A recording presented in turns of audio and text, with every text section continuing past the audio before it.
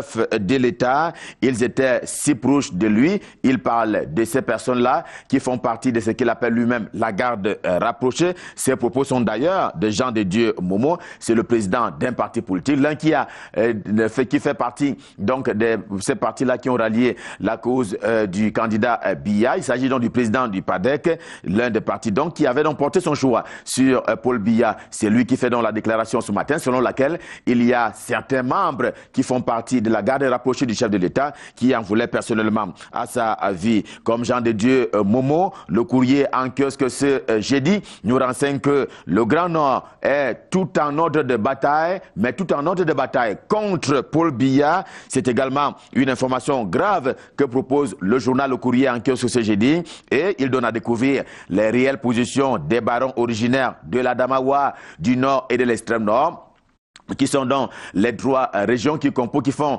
le septentrion camerounais. En tout cas, le journal fait savoir que il y a d'un côté les barons qui souhaitent la continuité avec Paul Biya, mais également il y a une jeunesse montante du côté du septentrion camerounais qui appelle donc à un renouvellement de la classe politique tout court. D'où donc il y a là-bas au nord des personnes qui ne souhaitent plus que Paul Biya non seulement se porter candidat, mais qu'il continue naturellement à diriger le pays, qui aura donc intérêt à ce que le Grand Nord ne vote pas en faveur de Paul Biya. En tout cas, c'est une formulation en termes de questions qui est donc proposée ce matin par le quotidien L'Épervier, le journal de Léopold Clovis Noudjou, en kiosque également ce jeudi. Les classiques partis pour la continuité et la jeunesse montante qui veut une espèce de rupture. À lire aussi justement dans le quotidien L'Épervier ce matin, il y a ces sanctions concrètes qui sont donc formulées par le ministre délégué à la présidence de la République chargé de la défense. J'ai nommé Joseph Betty Assomo. C'est contre des brebis galeuses de l'armée camerounaise. Justement, le ministre a constaté qu'il y a un certain nombre de personnels de l'armée camerounaise qui sont un peu hors de l'éthique et naturellement de la façon dont il faut se comporter quand on est un bon militaire. Il n'y aura pas d'espace pour eux, signale justement L'Épervier en kiosque ce matin. Revenons un temps soit peu sur l'élection présidentielle que le Cameroun organise le 7 octobre prochain. En tout cas, le quotidien Émergence, tel un sifflet, signale qu'il y a ce mélange de genres de la part du ministre Joseph Lé. Le ministre camerounais en charge de la fonction publique et de la réforme administrative a simplement oublié qu'il y a une différence entre l'institution gouvernement et l'association Rassemblement démocratique du peuple camerounais RDPC, au point où, pour convoquer les militants du RDPC dont il est l'un des responsables, eh bien, il a plutôt signé comme étant ministre au lieu de signer comme étant une personnalité responsable au sein de cette formation politique. On parlait il y a un moment encore des militaires, justement, la grande une du quotidien L'Émergence en kiosque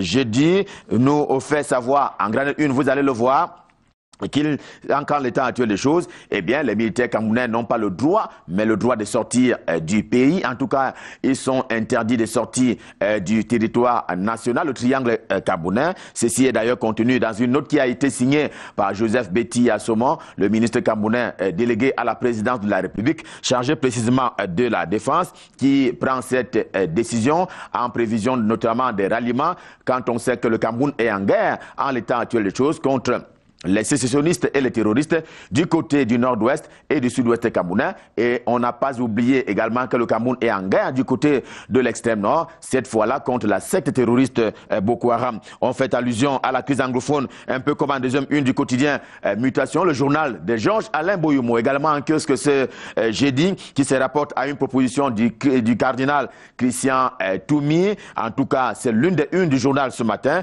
le cardinal Christian Toumi, qui voit certainement venir Kofi Annan comme un éventuel médiateur. Lui, il a donc proposé ses services en tant que celui qui peut porter la voix d'une part comme de l'autre, s'agissant d'une médiation qu'il appelle de tous ses voeux, pour pouvoir donc mettre un terme à la crise anglophone, en vertu d'ailleurs d'une paix qui est espérée par la communauté nationale et même internationale. Et là-dessus, la grande une du quotidien Mutation est assez parlante lorsqu'il s'agit d'entendre la voix de l'ONU, l'Organisation des Nations Unies, qui n'est pas du tout contente du Cameroun selon le quotidien Mutation. D'ailleurs, le haut commissaire des Nations Unies au Cameroun, naturellement s'agissant des droits de l'homme, s'est dit quelque peu préoccupé par la situation dans les trois régions de l'extrême nord, du nord-ouest et du sud-ouest camerounais. Et pour lui, il y a comme et un respect, on ne peut plus à moitié vide, que dis-je, tel un verre à moitié vide et à moitié plein, s'agissant donc du respect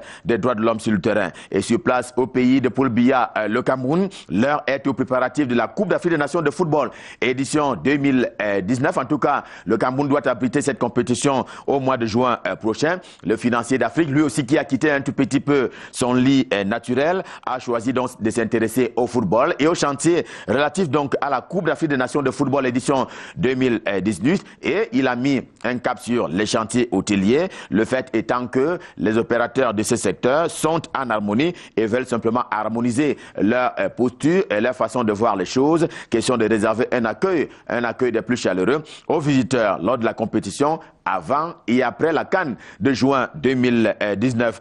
Cap à présent dans le département du Noun, nous sommes dans la région de l'Ouest Cameroun et c'est précisément la gazette locale. Et pour ne pas la nommer, la gazette du Noun, également un kiosque ce jeudi, qui fait savoir que la route Fumban-Kupa-Matabit-Bangouren va bientôt sortir de terre, sauf que le chantier de ce côté-là a été confié aux Tunisiens, ce contre quoi le maire de Bangouren s'érige. Eh bien, il s'érige sans naturellement le dire à haute voix, mais en tout cas, c'est une préoccupation on ne peut plus permanente.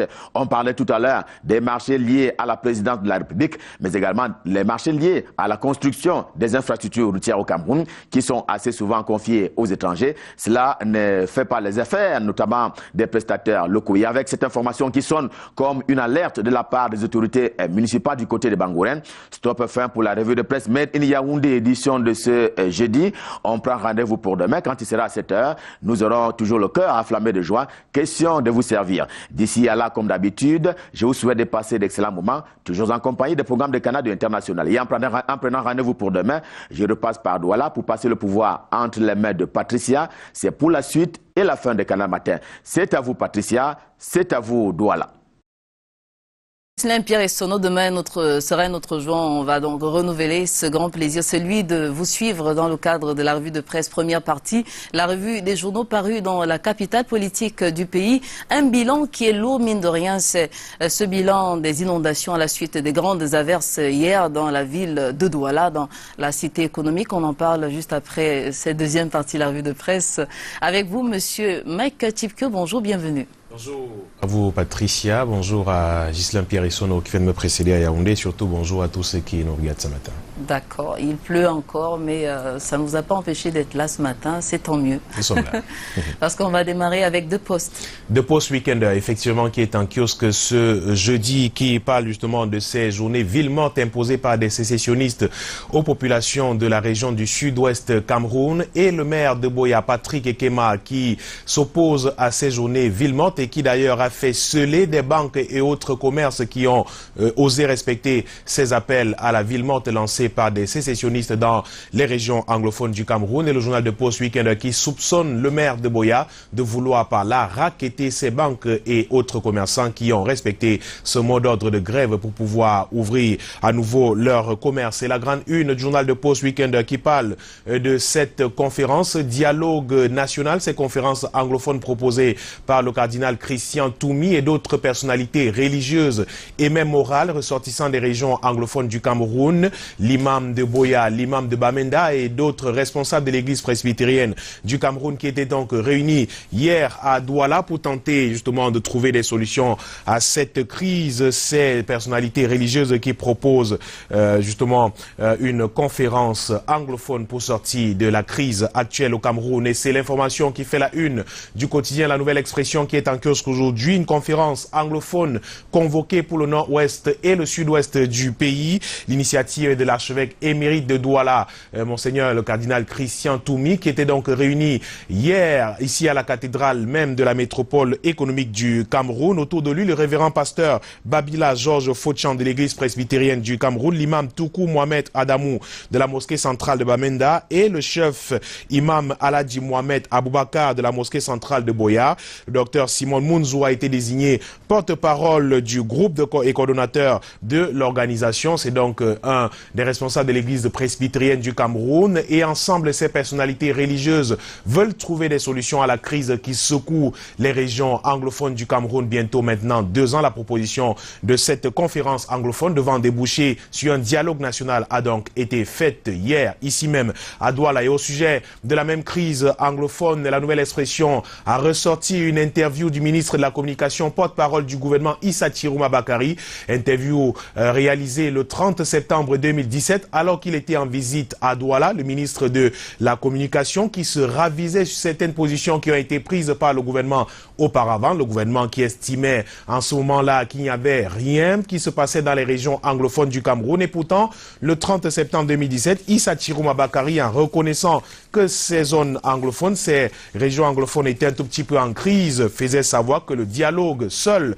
peut permettre de résoudre la crise anglophone. Une interview qui reste donc dans l'actualité brûlante vécue ces derniers jours dans les régions anglophones du Cameroun, ressortie justement par le quotidien La Nouvelle Expression, entretien réalisé par Edmond Kamgia en ces temps-là. Et au pied de une du journal, La Nouvelle Expression reste dans le sud-ouest du pays, à Boya, précisément à Limbé, notamment, où on observe des éboulements de terrain depuis quelques jours liés à la grande pluie qui s'abat sur cette localité, à Limbé précisément. Depuis lors, on a enregistré un bilan lourd à la suite des éboulements de terrain. 3 nouveaux corps ont été trouvés à la suite des fouilles organisées par la communauté urbaine de Limbé et des riverains dans la journée d'hier, mercredi 25 juillet 2018. Et le journal Mediafrique 24 qui en parle également à son pied de une aujourd'hui et nous rapporte des noyades en cascade à Limbé. Le gouverneur de la région du sud-ouest, Bernard Okalia-Bilay, qui était sur le terrain et qui a personnellement supervisé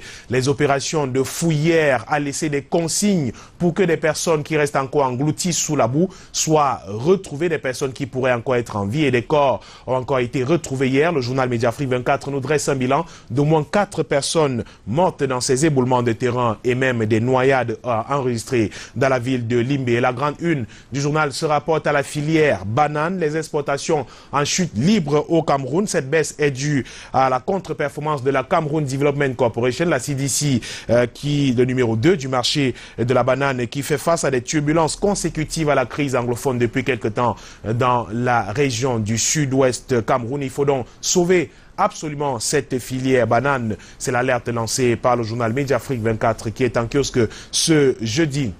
Info Matin choisit de parler à sa une ce jour d'éducation et des résultats du baccalauréat de l'enseignement secondaire général qui sont disponibles depuis 2 jours maintenant et un pourcentage 52%, près de 52%, donc c'est le taux de réussite en 2018 à cet examen. Les statistiques provisoires publiées hier par l'Office du baccalauréat du Cameroun font état d'une hausse significative par rapport à l'année dernière où on enregistrait un peu plus de 42% de réussite, de taux de réussite à cet examen officiel. Mais un fait à observer, c'est la région de l'Est Cameroun qui est partie du dernier rang pour se retrouver première région en cette année 2018, dernier en 2017 justement, et également des résultats qui ont été enregistrés dans les régions du nord-ouest et du sud-ouest du Cameroun, pourtant en proie à des violences de sécessionnistes, et des résultats satisfaisants avec des chiffres, des pourcentages qui ont évolué dans ces régions du nord-ouest et du sud-ouest du Cameroun. Les résultats rendus publics hier par l'Office du baccalauréat du Cameroun, les résultats qui restent jusqu'ici provisoires, précise le journal Info Matin qui est en kiosque ce jour et qui reparle du casse-tête des établissements clandestins au Cameroun, des établissements privés clandestins dans notre pays, alors que de nombreux ministres se succèdent à la tête du ministère des enseignements secondaires et lancent cette guerre contre les établissements clandestins au pays. Jusqu'ici, ces écoles résistent aux injonctions du gouvernement. Maintenant que la ministre Nalova Lyonga est en poste, celle que le journal appelle la Margaret Thatcher du ministère des enseignements secondaires, elle a donc lancé un peu plus tôt cette guerre contre les établissements clandestins à travers le pays, ces établissements qui résistent jusqu'ici malgré les nombreux appels. Et elle, Nalova Lyonga, n'entend pas baisser les bras. Elle a donc donné des consignes claires aux délégués régionaux des enseignements secondaires et même départementaux pour que tous ces établissements clandestins soient purement et simplement fermés avant le début de la rentrée scolaire de septembre prochain. Le journal Le Cameroun Matin est également au kiosque ce jour et reparle de ce G20 qui a choisi la candidature de Paul Biya pour la prochaine élection présidentielle. Le journal croit savoir pourquoi ces 20 partis politiques de l'opposition ont choisi de soutenir Paul Biya pour la prochaine élection présidentielle, même si le journal qualifie ce ralliement de surprise qui s'explique non seulement du fait de l'absence d'un candidat unique de l'opposition tant prôné par des observateurs et même des responsables de la société civile et certains partis politiques de l'opposition. Le G20 accompagne donc Paul Biya. Il ne fait plus donc aucun doute qu'avec ce ralliement, Paul Biya sera donc le gagnant de l'élection présidentielle du 7 octobre prochain. Le journal qui parle également de la ville de Bafoussam qui se développe de plus en plus depuis quelque temps sous l'égide d'un homme. Le délégué du gouvernement auprès de la communauté urbaine de Bafoussam, Emmanuel Zete, qui a engagé des travaux qui embellissent et changent le visage de cette ville depuis quelque temps, qui est en plein chantier. Ouvriers, ingénieurs et autres chefs d'entreprise inondent la ville de Bafoussam depuis lors. Ici et là, on vibre au rythme des bruits de moteurs et autres vrombissements. Les travaux sont en cours sur les grands axes de la capitale régionale de l'Ouest Cameroun. Les travaux relatifs également à la Coupe d'Afrique des Nations 2018 sous la supervision d'Emmanuel Zete, qui en plus de cela a lancé une campagne d'hygiène et de salubrité dans toute la ville de Bafoussam. Et certaines personnes tapies dans l'ombre qui ne sont pas fières, qui ne sont pas contents de ces réalisations, ont choisi plutôt de tirer sur le délégué du gouvernement en l'accusant de quelques faits qui ne sont pas du tout établis. Le délégué du gouvernement, Emmanuel Zete, qui est donc au four et au moulin à Bafoussam pour changer entièrement le visage de cette ville. Et la politique encore avec Laurent Esso qui fait collecter 126 millions de francs CFA pour la campagne du Rassemblement démocratique du peuple camerounais dans la région du littoral. C'était le week-end dernier à Douala. Occasion pour le journal L'Indépendant de revenir sur cette cérémonie qui a eu lieu à la maison du parti de Bonanjo à Douala. Ce que Laurent Esso a donc dit aux militants du RDPC à Douala, des propos relayés en temps et en heure par le journal L'Indépendant qui est également en kiosque ce jeudi et qui consacre sa grande une à la réhabilitation du tronçon routier de la pénétrante ouest de Douala, des accords occultes et corruption au menu de ce tronçon routier, de cette réalisation. Dans son rapport,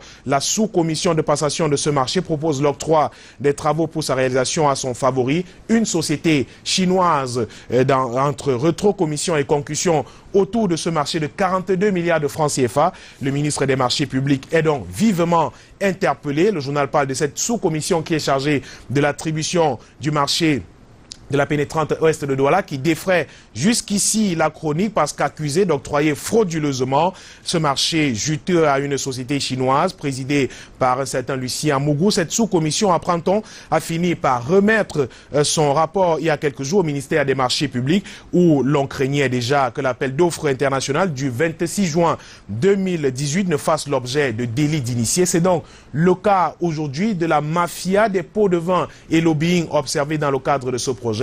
Écrit le journal L'Indépendant qui revient en détail sur la réhabilitation de ce tronçon routier et interpelle le ministre des marchés publics dont l'arbitrage est attendu pour dire toute la vérité sur ce marché d'environ 42 milliards de francs CFA où corruption, détournement de fonds publics également serait donc au menu. C'est à découvrir à la une du journal L'Indépendant de ce jeudi et c'est avec lui que nous terminons cette deuxième partie de la revue de presse de jeudi à Douala Patricia. Un grand